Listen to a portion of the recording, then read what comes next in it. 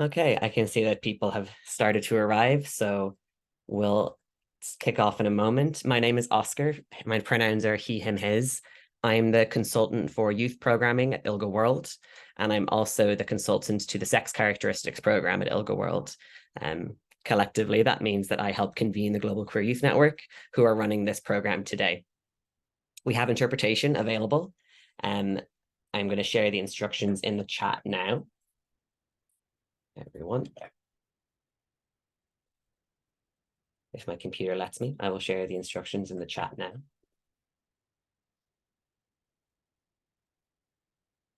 You will see at the bottom of the page, there is a little interpretation icon that says CC. If you click that, you can then click the language that you would prefer to listen to. You can also select mute original audio.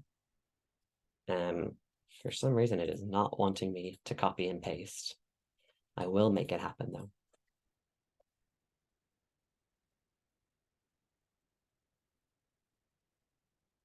I will send that in a moment. But without further ado, I will pass over to Star in a moment and we'll kick off the panel. This session is about reshaping the narrative of LGBTIQ plus youth voices in Africa. And the Global Queer Youth Network for the past couple of years has really been trying to improve our relationship with our members across Africa, because it is not a homogenous place, and having one representation isn't exactly enough. So we've recently been joined by a couple of new members to the Global Queer Youth Network. We previously had the African Queer Youth Initiative has been a long-standing member, and this year we were joined by the Youth Initiative Foundation, and we're joined by Prince from that organization. I'll sort of pass over now to Star, who's going to be moderating our discussion, and I'll let you kick off. If I spotlight you for everyone, it'll be better.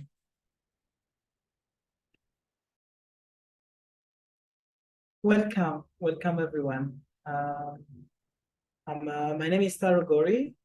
I'm from Burundi, and I am so happy to be to welcome you all to the Global Queer Youth Networks panel discussing reshaping the narrative for LGBTQI plus youth rights in contemporary Africa. We are virtually gathering today to understanding borders and time zones, shine a spotlight on the challenges and the opportunity that confront LGBTQI youth across the continent.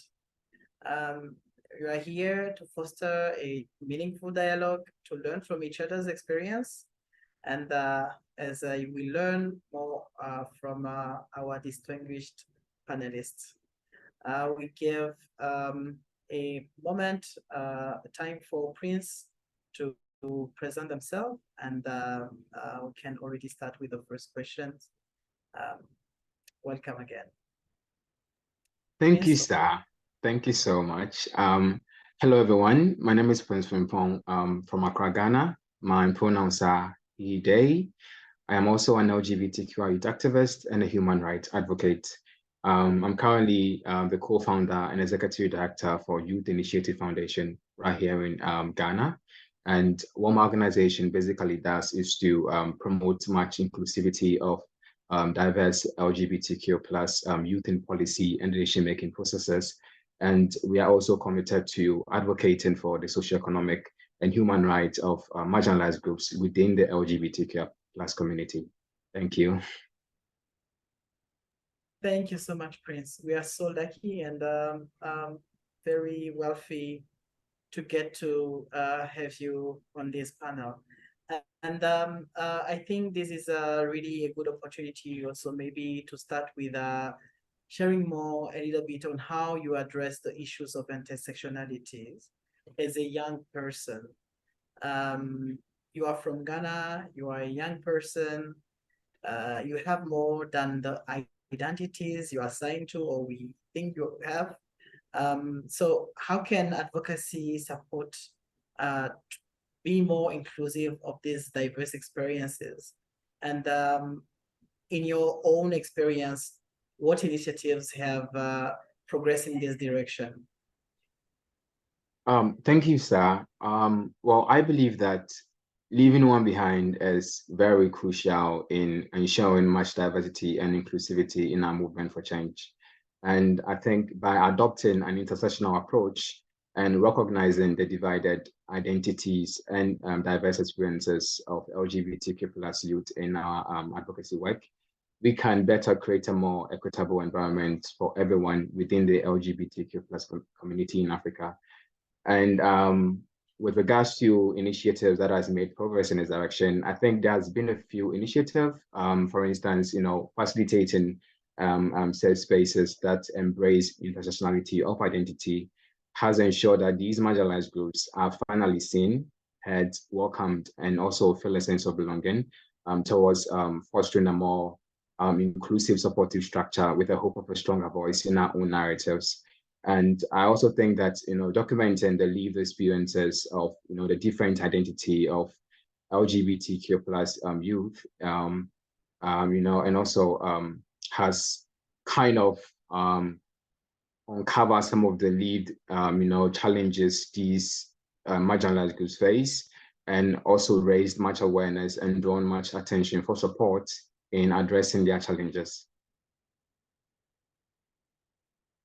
So yeah, that is the little thing I could say. Yeah, I mean, that's really rich, and thank you so much for sharing that. And I would like to jump on the question the answer you talked about around safe spaces, creating safe spaces. How can it look like practically in your own context, and what are the initiatives you've been part of? So my organization has created a virtual forum called GPT, and this virtual forum serves as a medium to connect with diverse LGBTQ plus youth in my country. And we generate support, we share knowledge, resources, and also opportunities for these marginalized groups. And this same GPT also serves as a means of getting information about the current state of these, disadvantaged groups. And we kind of give these marginalized group a platform to have a say in what initiative will be best in solving their challenges towards fostering a more sense of, community. So basically, that is what we do. And we use their recommendations, to come up with interventions or activities in better addressing their challenges. Isn't that quite a marvel? Yeah, yeah. It's a good need assessment strategy. Yeah, it is. It is. I agree. I agree. And actually, you're really doing amazing work in creating those kind of spaces, providing that platform for young and marginalized communities. And the one thing we often, youth-led initiatives often face are resource limitations. In your own context, and can you share what strategies or creative approaches you have employed to maximize the impact of your work in resource-constrained environments? Well, thank you for the question, Star. This question is really, really valid, and I feel like it resonates with my organization, because my organization really face not limited regional resources, and I believe that the key to success in resource-constrained environment is creativity, adaptability, and also resilience. In my organization, we have something called no funding policy. I created that, and we find creative ways to implement our initiative with no funding, and that has really maximized the impact of our work in the community. We also leverage technology, leverage technology to monitor and host visible spaces, to mobilize support, and also to connect with like-minded individuals and organizations, to forge partnerships and collaborations towards increasing the impact of our work in the community.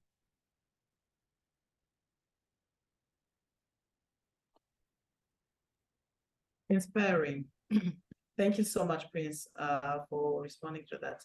And so, with a safe space created, sometimes also we also as young people, we open up to allies. And from your perspective, what does effective allyship look like, and how can it be fostered on an individual and institutional level? I mean, we can start with the individual level and then later on explore the institutional one. If you Okay. Well, yeah, thank you. So for me, I think that it is important that allyship is not just performative, but done with intention around it. And it goes beyond just being passive and non-discriminatory, but it requires a more, proactive and genuine engagement.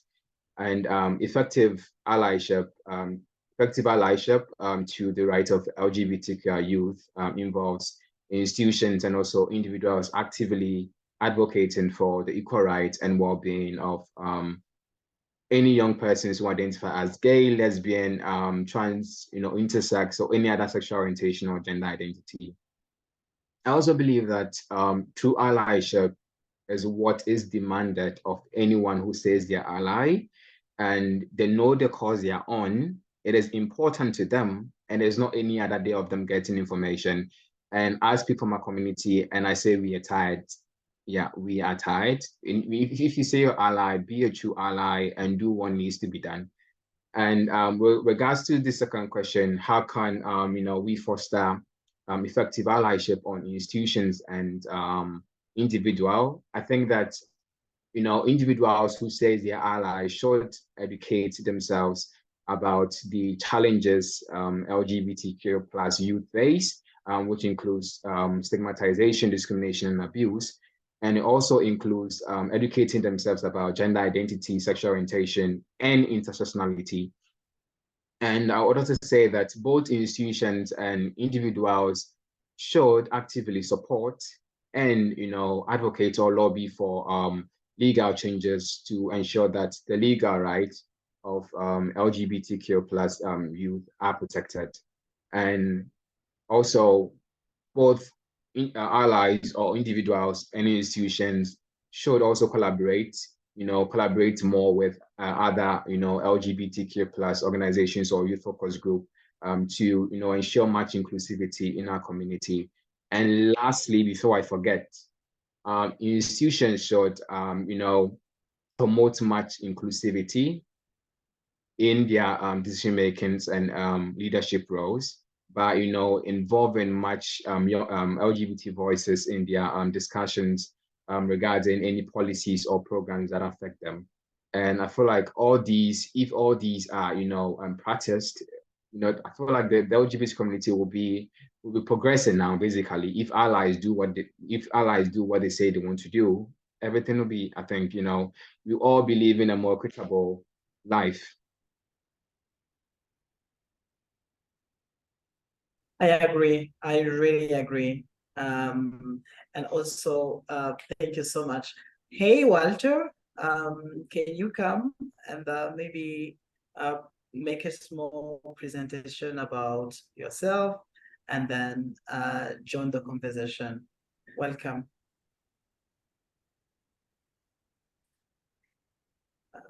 Walter, Hello, everyone. please, Walter. Yes. Can you maybe put your video? Yes, welcome. Hello, are you getting me? All right. My name is Walter. Walter Osigai, as you can see on my name. I'm from Uganda. I'm an advocate and a human rights advocate and LGBTQ advocate. And I'm a member of the Global Queer Youth Network, and it's a privilege for Oscar today to invite me to speak here today, sharing our experiences as African youth to some of the members here that are on the call today. And I'm very delighted today to share more of some of the things that I came up with and some of the things that are happening right now in Africa. A lot is happening, and we need to act. So I'm very delighted today to share part of that in this call today. So let's go straight to the point. Yes, thank you very much, and I'm so happy to be here today. Welcome. We're so happy and to have you and host you for this event. And I will jump on the first question maybe to give you an opportunity to share about the work that your organization does. And first also share that we're in full solidarity with what's happening in Uganda. I'm from Burundi, very few kilometers from your country. And I'm so happy to be with you. And welcome and please share with us a little bit of the work that you do and how you're holding the fort as a young queer person. So, thank you.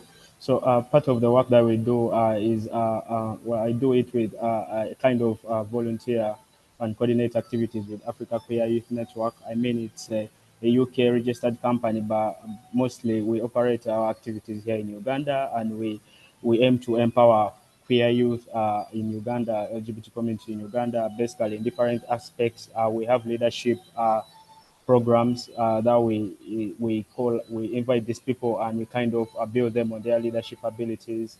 We also have entrepreneurship programs where we kind of train these people on different skills. I mean, I like brain scaling, entrepreneurship skills, so that they can be able to kind of earn income from some of their initiatives. We also mentor these young people. And then I mean, bridge the gap between the legislation entities and these young people, because that is one of the challenges that is facing them. And some of the things that we do, those are the core things that we do. Basically, leadership, like mentoring them and improving on their leadership abilities, and also to train them and to get entrepreneurship skills, so that they can be able to earn a living from their initiatives, not just having an organizations, but they should also be able to earn something, because it's about sustainability.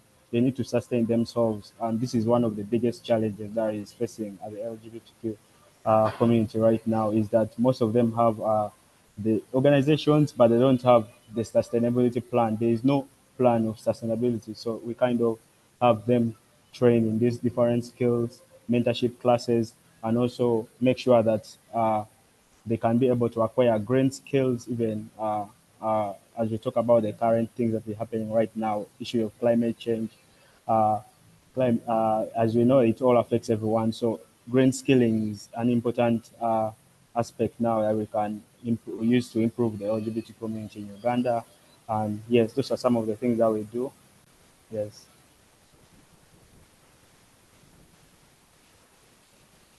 Thank you so much. Sorry. Walter Ude Adeneji Ayodeji, you're welcome. The network is not as stable as one would love to, but thank you so much for being here and to learn from your fellow Africans. And thank you so much for the commitment. So Walter, I will be with you and ask you, first of all, commend you for the great work that you do and some of the resilience strategies you just shared. Um, but also what I would love to ask you right now is, thinking about youth-led initiatives, um, we often face resource limitations. So what strategies or creative approaches have you employed to maximize the impact of your work in these resource-constrained environments? So it's all about sustainability, and for you to be able to sustain your enterprise or business, you have to introduce economical aspects of it, whereby you can be able to make some products, then you can sell off those products to the community. Products like re- re- re- like sanitary pads that you can be able to be reused another time. uh, those are some of the products that we venture in. We also venture kind of in. We are also introducing an aspect of tourism. I mean, tourist safaris, where we are able to like book trips for people who want to have some aspect of tourism, move around Uganda. You know that Uganda has a lot of game parks and all that, so there's a lot of tourism going on. So we are kind of doing a safari business whereby these people are able to book, use us to book tourists, safari businesses, or tourists book for their trips. Book for their trips using the available cars possible. So with that, through that, we earn income through those safari trips, selling of reusable parts that can be reused, and also we also venture in different activities such as photography and events.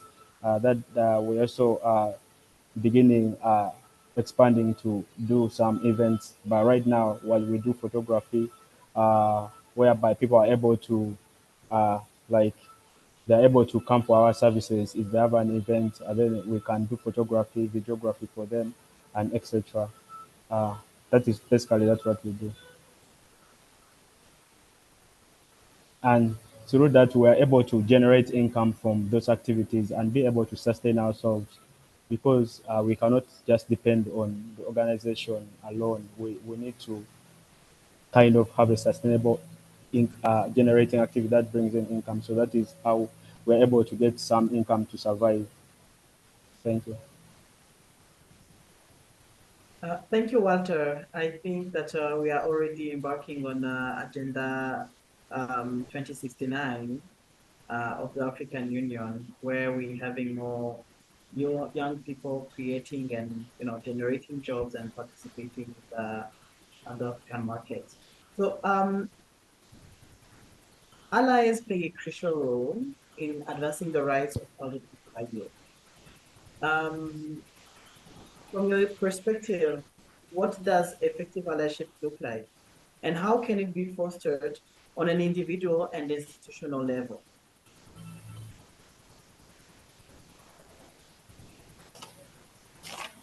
So thank you for that question. First of all, effective allyship looks like, what it can look like is being able to kind of collaborate, collaboration, partnership, and have effective sharing of resources, sharing of information between the LGBT community, because we have a problem right now where information, there is lack of information. So if we kind of have leverage ourselves and create that latitude where we're able to share information between ourselves, share resources, not only just organization resources, but also resources that we can use to improve on ourselves, such as educational resources, resources that can be able to improve. The young queer people, like those ones who are still in school, be able to collaborate and create and work on projects together, and also be able to partner in different activities. So for me, that is what effective uh, allies mean. Allies that are creating an impact towards whatever you do. If you're doing in your organization, if you're doing, let's say, education, you're doing sexual and reproductive health. I mean, that's ally that you have with another person or another organization, or should be able to create an impact in your organization, or should be able to change your life and from where your current state to a much better state. So I believe that effective allyship means that um, relationship between you and those other people that can create an impact in your life. Yes. Thank you. Thank you so much. So now I have a question for both of you. And Prince, I think I will put you on the spot, right? Oh, what does this say? Where are Prince? Yeah, we just lost Prince for a moment, I think. Okay, yeah. So, Walter, that question will be for you as we were waiting for Prince. So considering the African context, what are the most pressing challenges in achieving equal right and social inclusion of LGBTQI Q plus you? And what actionable steps can allies, governments, and organizations take to address them?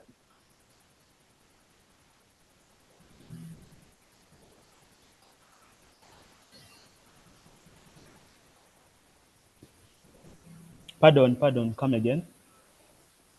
Yeah. So looking at the African context, what are the most pressing challenges in achieving equal rights and social inclusion for LGBTQI plus youth?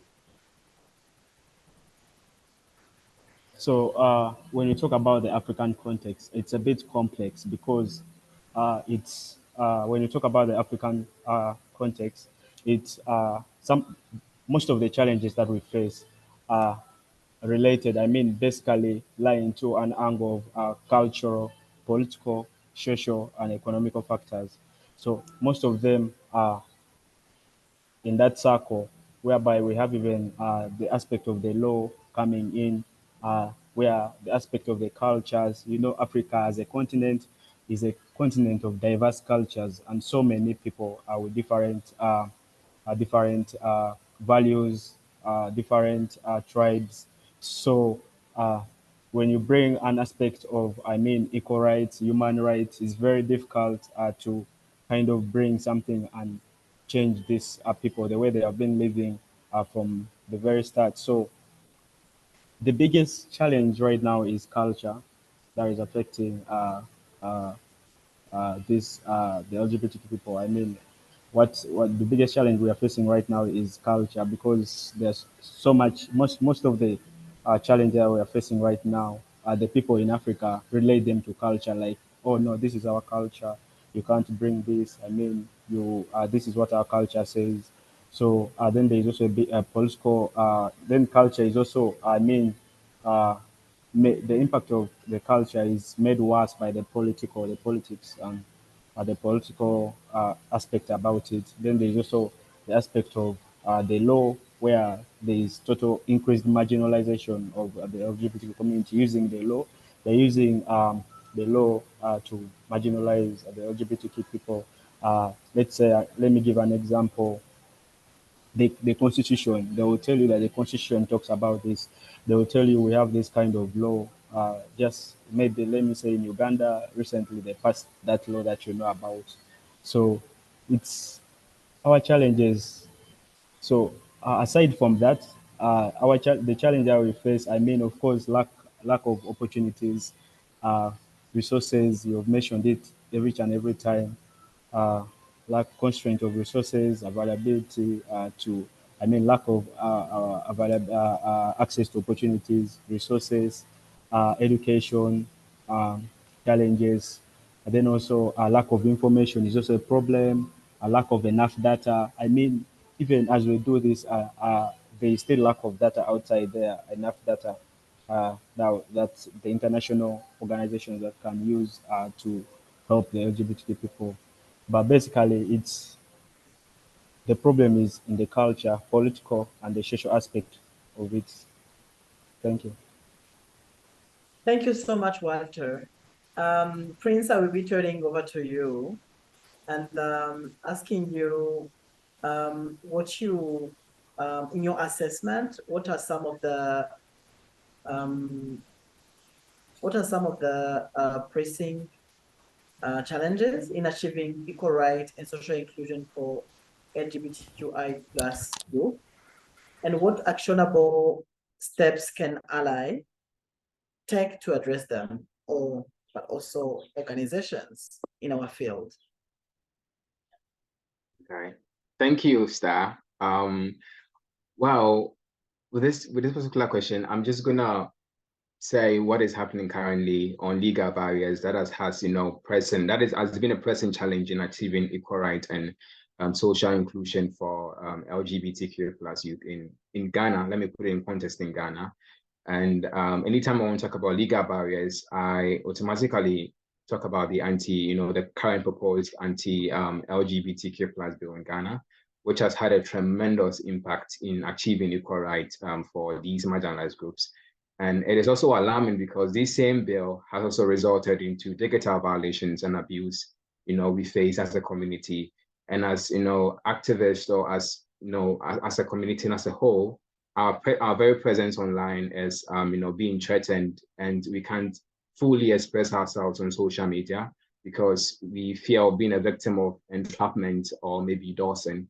And entrapment is, it's a term that simply used to describe when you are being catfished on social media. Let's say, for instance, you are using this kind of social media dating apps like Grindr or Tinder, and you find yourself, being catfished, or maybe, I don't use the word lured, but like at a long run, you end up in the perpetrator's home. And if you don't take care, your things will be stolen, your phones will be stolen, you'll be beaten, you will be on you will be how do you call it? You'll be videoed, and maybe you'll be killed eventually. And these things are some of the things. These things are some of the issues or some of the abuses that is currently happening in the country. And doxing is also when your home address, your identity, your phone number, your what do you call it? Your sensitive information is being leaked on the social media for people to track or trace you. So all these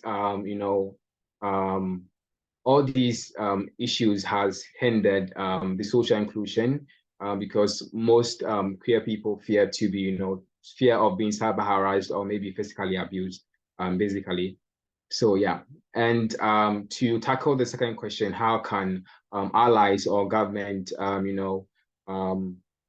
help or better address this issue, is when the government do better, because I know they can do better. So they just need to do better on, enacting or enforcing legislation that seeks to protect any queer person or any LGBTQ individual from discrimination in employment, housing, education, and also public services. And also, I think allies and international organizations should continue to support LGBTQ plus youth advocacy groups and organizations to raise much awareness and provide resources and advocates for policy changes. Thank you. Yeah, I mean, I think this is a great call and really concrete, actionable steps provided. Thank you so much, Prince. So Walter Osigai and the Prince, be ready for the Q&A. Don't go very far. And now we'll be turning to the other panel, where we'll be having Obioma and Omar. Please take some minutes to share about what you, about yourself and what you do. And we are here, just to give a snippet, we are here to celebrate, but also learn how fearless activists are fighting on the continent. So over to you, Obioma. Thank you, Star. And hello, everyone. It's good to join this conversation. And I would like to say that it's always important that we talk about the present, which is the youth, but not forgetting the past and the future. My name is Obioma Chupike. My pronouns are they, them. I work with Intersex Nigeria as Executive Director. I'm also the co-chair of African Intersex Movement. I'm part of the board for Pan-African ILGA. So at Intersex Nigeria, which is my primary assignment, we are creating visibility, awareness, and also advocating for the rights of intersex persons, which includes right to bodily autonomy, self-determination, and bodily integrity. And we also seek to see the protection and promotion of intersex persons from birth in Nigeria, and also supporting regional and global work around intersex issues and its intersectionality beyond being intersex. So that is the key thing that we do at Intersex Nigeria, and I'm happy to be here. Thank you. Hi, everyone. My name is Omar. Thank you so much, Obioma. We'll get back to that. Yeah. All right. Hi, everyone. My name is Omar van Reenen, they, them pronouns, and I am from Namibia. I'm super, super grateful and happy to be here. And spaces like this always re-energize me as an activist, hearing stories from other activists and hearing the constructive questions that are coming through. So very grateful to be in this youth-powered, especially African queer youth-powered space. So thank you so much. I am the programs manager at the African Queer Youth Initiative, and I'm also the founder and campaign manager at Equal Namibia. So I do a little bit domestically and I do a little bit regionally. And the African Queer Youth Initiative is basically a network of LGBTQ activists that are coming together to mobilize our voices and to amplify our movement across the region. I just joined the network this year, and it's been, as someone coming from Namibia, where the community isn't as much suppressed as the rest of Africa, it's really been an empowering year for me to work with queer activists that are working in a more, or that are, existing in a more suppressed region. And it really shows that our movement does have a long way to go, but that there's so much resilience in the community. And one thing we can always, be proud of our community, from our queer ancestors that have had to gone through colonialism, to the queer youth of today that are standing against authoritarian governments, is that we are a really resilient community, and we shall overcome, and liberation and freedom will ring.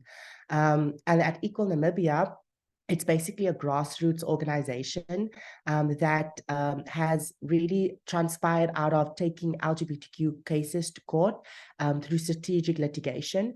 But we've kind of channeled into lobbying our government for LGBTQ inclusive policies, but also creating community. We partner up with organizations and creatives to host monthly drag shows. We plan the pride parades. We plan various community engagements, protests. And next year, we're looking into mobilizing our community and allies to take our voices to the ballot box, and not just to the streets and to the courts and to parliament, but to meet them at the polls as well. In the group, I will put some links to the two organizations, and looking to continue staying in touch. But yes, thank you so much for the platform today. Thank you so much, Omar. I think that we can just quickly jump on the first question, and where I will be asking you to share insight into recent legal developments concerning LGBTQI plus youth rights in your region or in your country. And we're very much interested to hear and learn more what advocacy strategies have been effective in addressing these issues. Omar, over to you. Okay, so can you just repeat the question again? Can you share insight into recent legal developments concerning LGBTQI plus youth in your country? And what advocacy strategies have been effective in addressing these issues? Well, it's been a quite exciting past few years in Namibia. In 2021, we had more than 9 LGBTQ civil rights cases in our courts of law. And they range from advocating for the end of police brutality towards transgender persons in Namibia, to making sure that same-sex couples are recognized as a family, and that their children who they have through adoption or surrogacy are recognized as their children as well.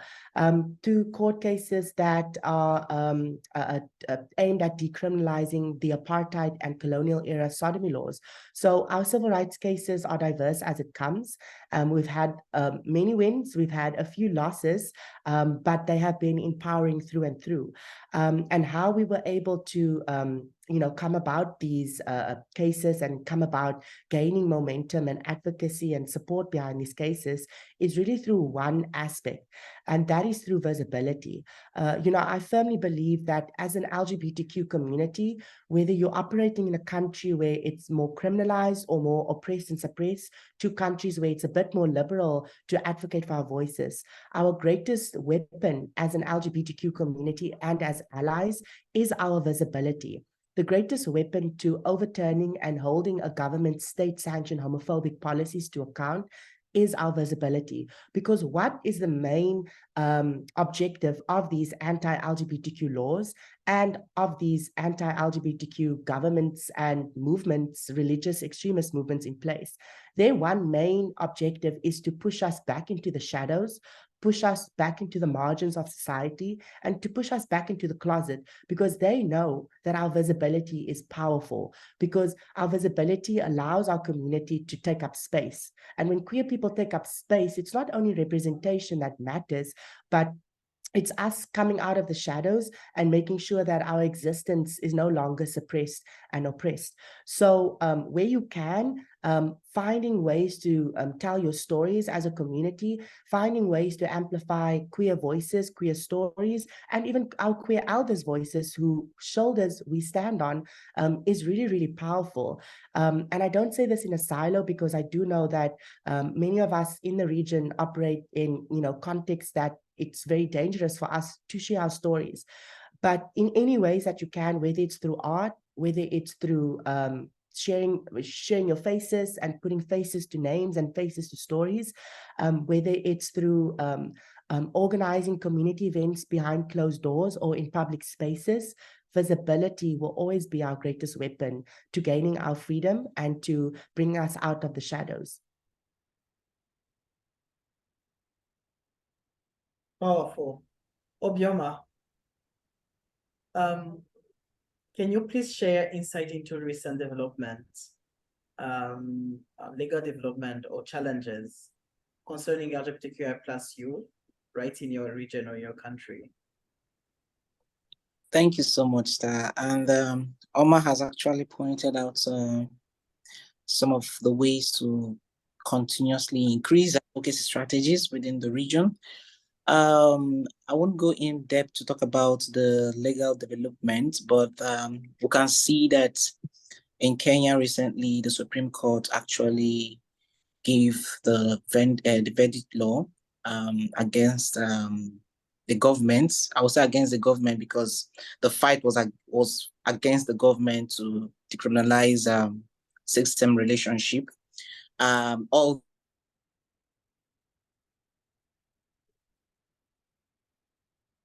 the final say. We see where sometimes after the Supreme Court has made, have given their verdict, the public and even the government still infringe on those particular rights that the court has actually ruled upon. Then we can also see in Nigeria recently, the court also ruled for freedom of expression and assembly for LGBTQI persons, even though LGBTQI organizations are still a little bit skeptical about testing it, because we are like, oh, if we test it, people will be aware that, oh, the court has given us this verdict, and they might go back to strategize.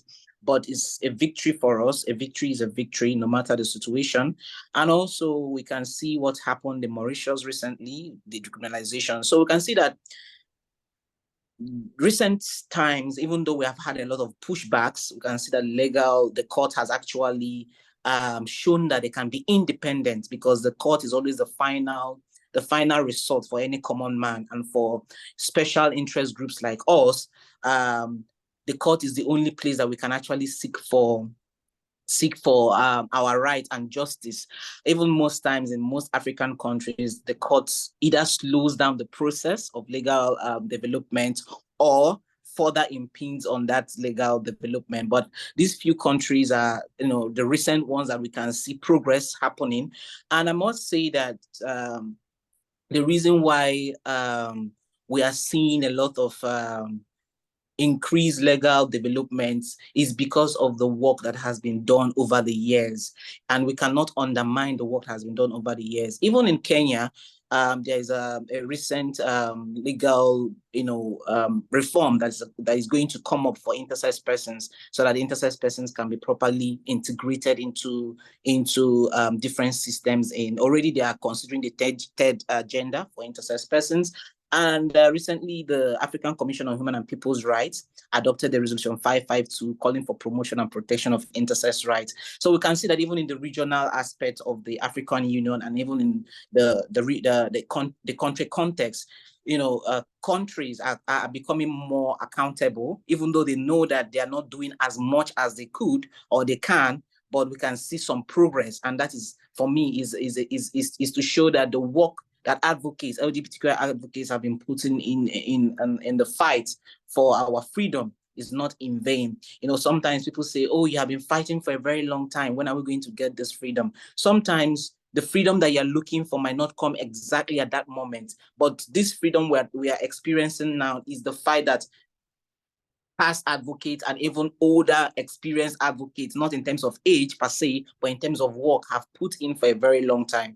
So I would say that what we can do to build on these advocacy strategies is to reinforce and to re-strategize. We have to go back to the mark and look at what we are doing and how can we do it better. Why I'm saying this is because in the current phase of pushback from religious group, fundamentalists, and also the different anti-human rights groups that are coming up in different spaces, we need to sit back and say, what can we do differently right now? Not going totally away from the track of legal challenges, litigation, community support, awareness, or international pressure, but we can say, how can we do it better to make sure that we are ahead or matching the oppressors? Because I know that they are better resourced and we are under-resourced. So resource is one key thing that we have to be looking into. I know that there's a lot of resource going around the LGBTQI movement, but if we look at it, it does not match the type of pressure that we receive as a community or as a movement. So we have to look at how we can better resource.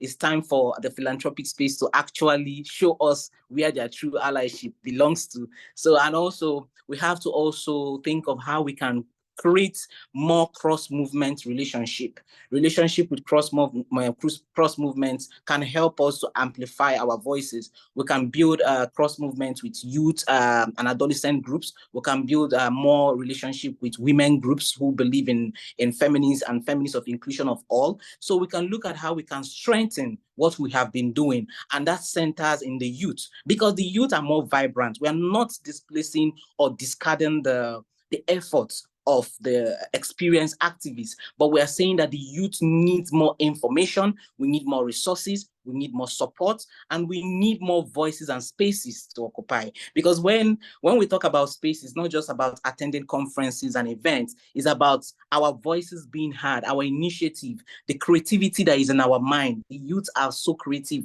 with the new innovations, AIs, and everything that is happening. You find out that the youth's minds are blown up. How can we tap into queer youth minds and say, what can we do better? How can we use the media and the cultural advocacy to preach? Because the pushback has always been that queerness is un-African.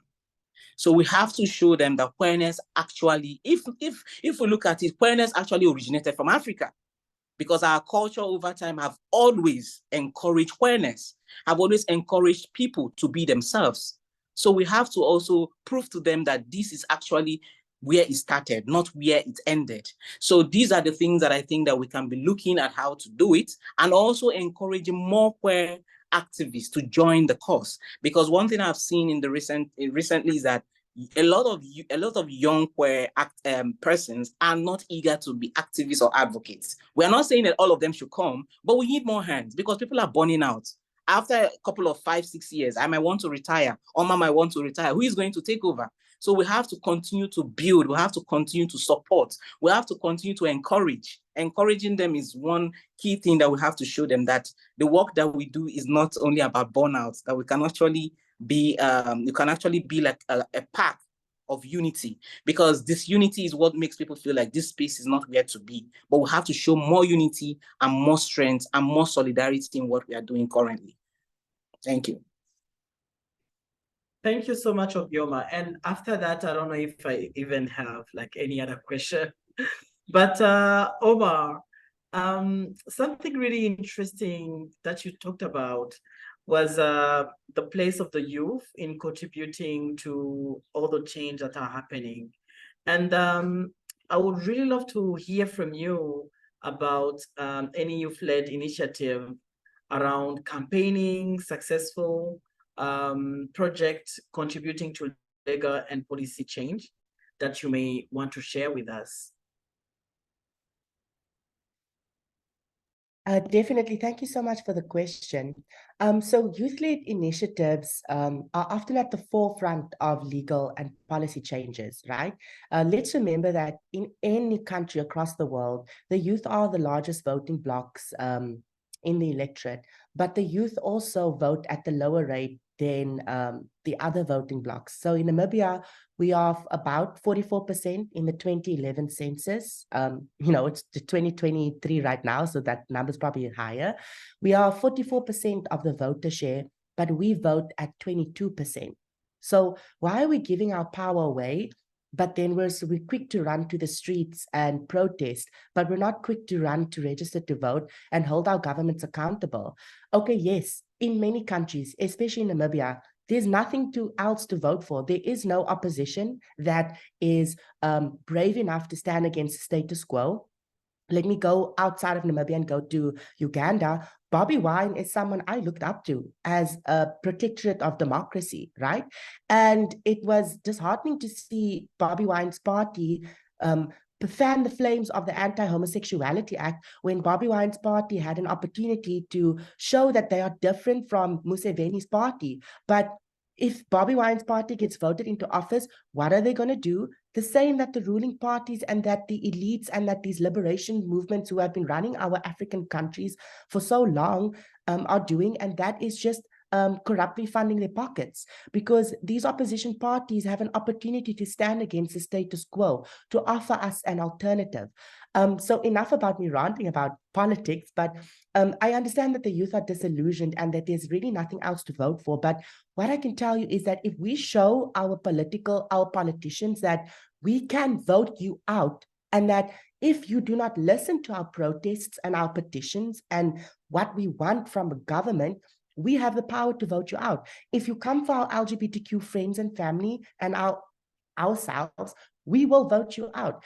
Let's show them that we can also run for office as well as queer persons where it is safe, or that we can get behind our allies in parliament who are there but are probably just but scared and need some support to come out in support of us, that we can show them that we can mobilize. So youth-led initiatives are at the forefront of legal and policy changes. And there's many successful projects or campaigns that can influence legal and policy reforms. These can include awareness campaigns, educational programs, community organizing efforts, but also something that Obioma has also said is the role of social media and technology can be really vital in mobilizing young activists and young social movements to amplify our voices. I mean, that's why governments shut down the internet like that when we are starting to mobilize. And, all these initiatives are really key to driving changes in this new age and in this new generation. So again, I'll just quickly put in a link to one of the organizations that I am part of, and that's Equal Namibia. And if you can take some time to just go through our Instagram and look at how we mobilize, right? We're not just talking about court cases, but we partner up with feminist movements. We partner up with environmental movements. We are there with the abortion rights movements. We are there with the basic income grant movement. So just look at how we use our social media handles, or how we use social media in general, creating reels, how we encourage queer youth to write opinion editorials to newspapers and then sharing that. Every day I have a team that goes through the newspapers in Namibia and we look for, are there any queer stories that's being told? There was a makeup masterclass that was planned by one of our transgender youths. They aren't an activist, they are creative, and they actually do the first lady's makeup in Namibia. So there was an article posted about the masterclass that they are doing, and we took snippets of that, we put together a package and we put that on social media just to highlight youth stories and queer youth stories. Whether if you're a queer actor and you just got an award, we celebrate that. If there's something significant happening in the queer community, we use our social media to amplify that. So really like Equal Namibia was born through social media engagement. And if there's many tools out there, free tools like Canva, that you can use to amplify your organization's your organization's initiatives. So yes, I see Prince's hand is up, and I know Prince's work in Ghana is also pivotal. So perhaps I can just throw them the mic quickly. Hi, Omar. Oh my God. Oh, this is crazy. Anyways, you touched based on the how media advocacy play a role in mobilizing support networks and advocating for legal and societal change. And you said this is why the government is trying to shut down, the internet and all this. I think that it is really, really important that we bring internet shutdown and internet censorship into our conversations or into our advocacy work, because now Ghana is facing, a proposed bill, and it is likely that we will face an internet censorship or shutdown. And these are some of the conversations that we don't have in spaces. We don't, because our digital right is being infringed upon, and we are not saying anything about it. We are just, allowing the government to, prevent magnifying our voice on the internet, or prevent us to, for international organization to know some of the discriminatory law that is currently, happening in our country.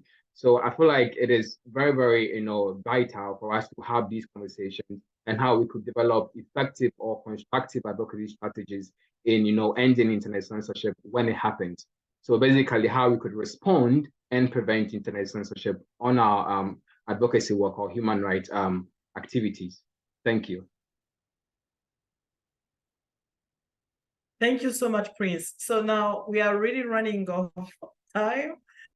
And I think really like next time we should have like 2 hours, because there are a lot of learning among us that needs to happen as young people, organizing politically, looking at creating safe space, building up resilience. There are a lot of things we can share amongst ourselves, and a lot of insight. So I will be opening up to 2 questions. Jalak from India, welcome. Jalak? They should be able to. I see your hands. Hi, actually, I'm Jhalak. Can you hear me? Yes, I like what you're wearing. Yes, yes. I like what you're wearing, Omar, on the neck. Like, Thank you so much. Appreciating also each other's is a part of our cohesion building. So thank you so much, Jalak from India. Yes, definitely. And, Thank you. Thank you, Jalak. Thank you, Jalak. But don't be fooled. These aren't real pearls. I got this at Chinatown. So yeah.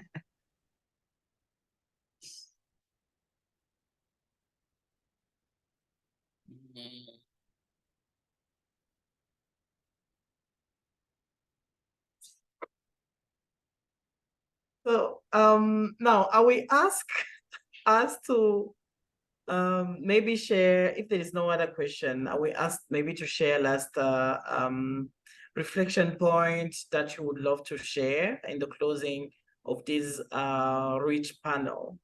And I really hope that is not the last panel that Oscar and team you are organizing, because there is a wealth of knowledge and insight here. Yeah, over to you. Sorry, my apologies. Yes. If I may, there are 2 questions that have been put in the Q&A that I just quickly want to answer before we wrap up. Someone asked about the rate of conversion therapy in African nations. So to just quickly answer that, I think we should start calling this conversion practices, because conversion therapy kind of normalizes the conversion of it, right? And there's nothing normalized about coercive conversion upon queer persons. But conversion practices are very prominent in the African continent, even though it doesn't really look like what happens in Namibia, right? In America with shock practices, or sending people to like religious camps to convert them. But conversion practices do happen in Africa. In Namibia, recently there was an article written in the newspaper where one of the traditional tribes took about 100 men into the bush and were teaching them about masculinity and taught them different things they had to do. It kind of was like a camp that we used to do in school, where it's supposed to be teaching about leadership, but it was mainly teaching men how to be men.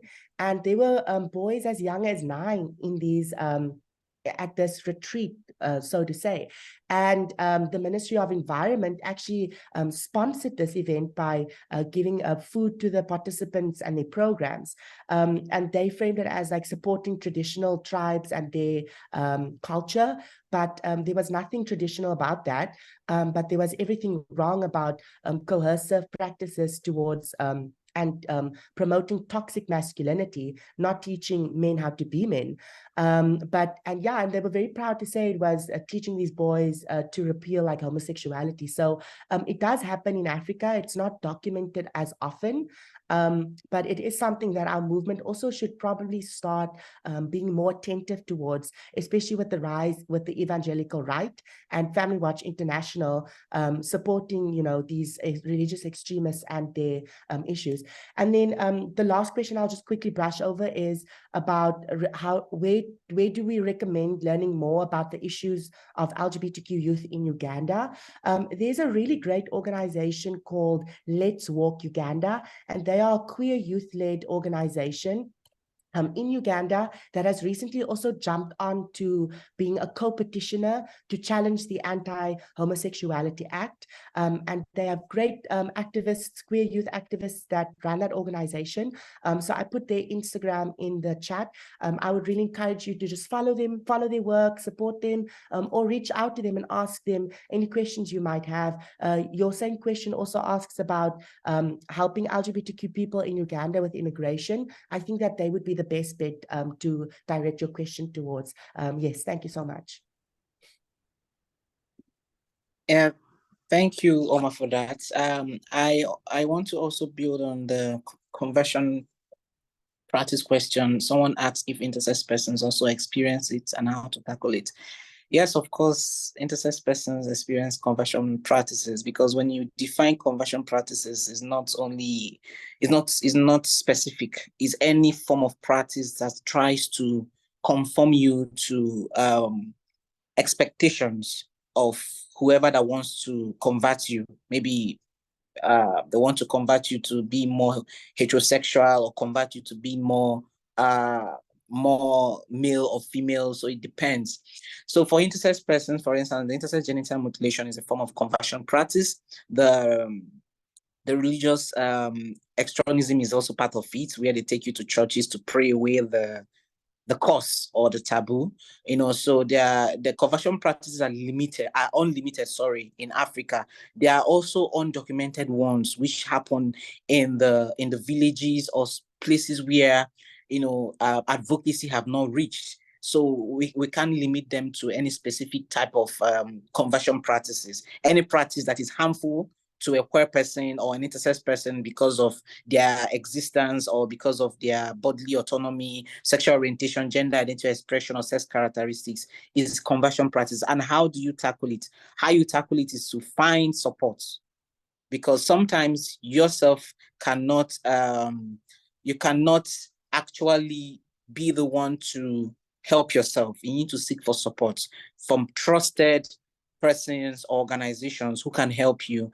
to overcome the mental trauma, because it gives mental trauma. Anybody that has undergone conversion practice before can tell you that the mental trauma hardly goes away, even after observing therapy. So I would say that it's something that should be condemned, and it has been a case of campaign for over decades in Africa.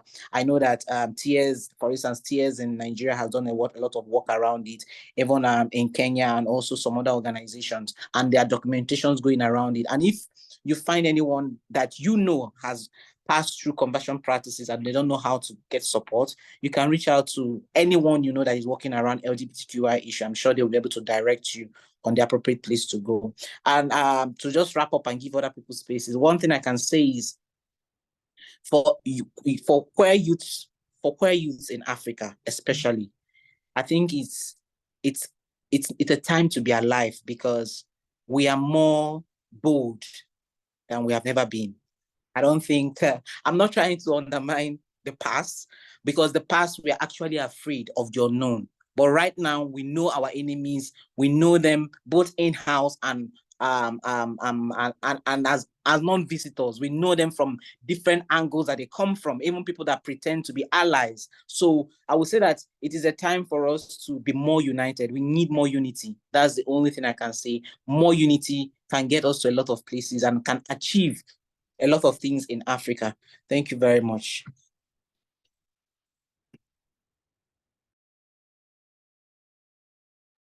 Thank you so much, Obio. Prince, a word?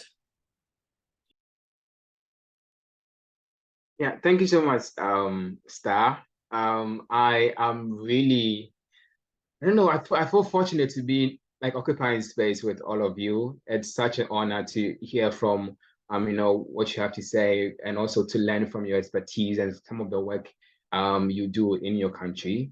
I just have a few words to say, and is to say that being LGBTQ plus isn't all that we are.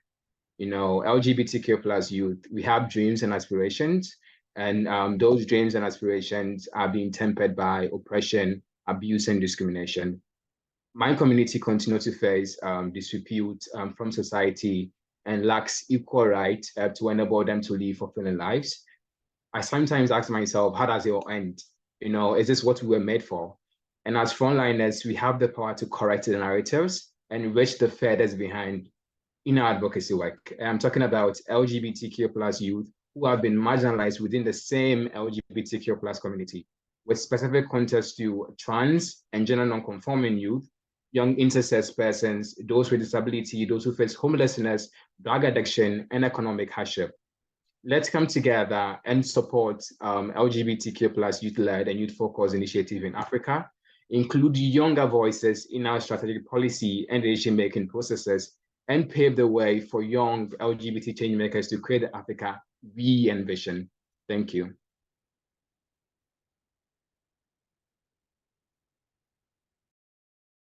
Thank you so much, Prince. That's a vibrant call. Walter Sigaye, maybe you have a word to close out this event? All right, thank you. Unfortunately, I cannot remove my video right now due to very poor quality network.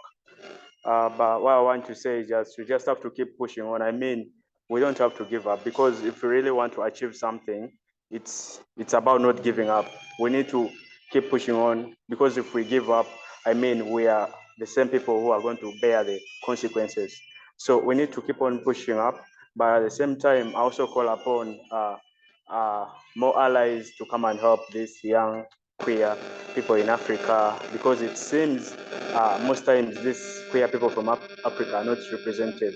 Represented in big forums like UN, what they all have those laws, but it seems I'm not seeing anything. But I don't know whether other people are seeing, but I just need one day to see that one person from here is in the UN speaking, calling out global leaders, world leaders to act and to do something to protect these queer people from Africa in regards to the law, and making sure that all these bad laws against the queer people are taken down, and we are able to live equally and access all opportunities and resources just like any other African. So if that happens, obviously queer people will be empowered, and they'll be able to live a life harmoniously and be able to survive. So, but most especially for the young people that are here, and I know most of the people here that are young. So, what these people need right now is opportunities. We need to share opportunities with these people so that they can be able to grow and create an impact in their community. And not just opportunities, but also resources. That's why I'm calling upon collaborators.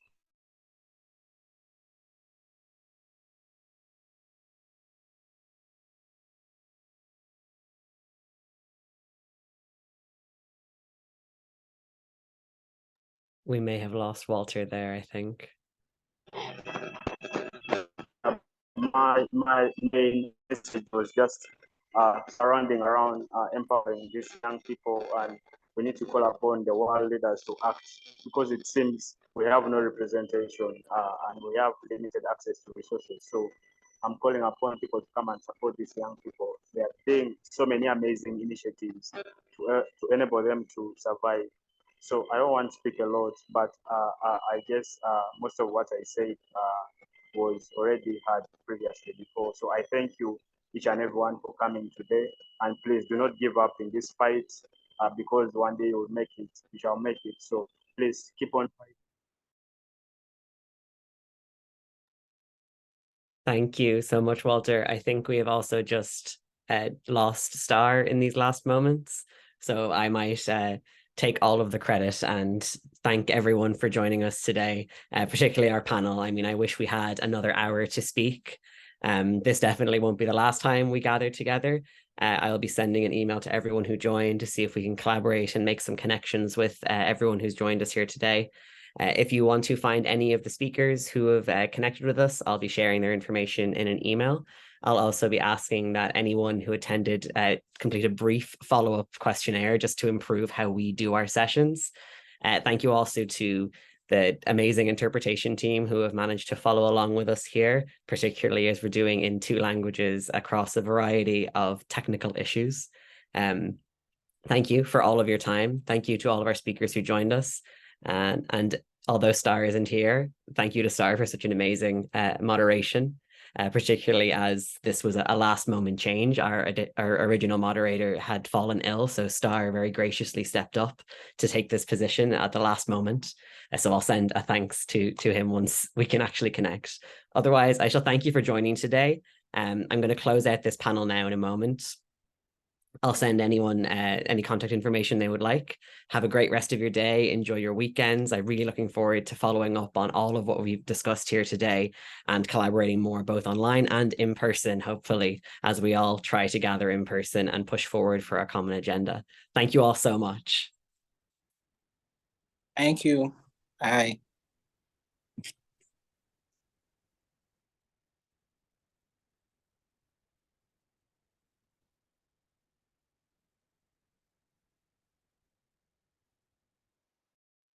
Thank you, everyone. I'm going to close this panel now. Thank you to our interpreters, particularly as we ran over time. I really appreciate your staying. Thanks, Oscar. Thank you all so much. Goodbye. Have a good Friday.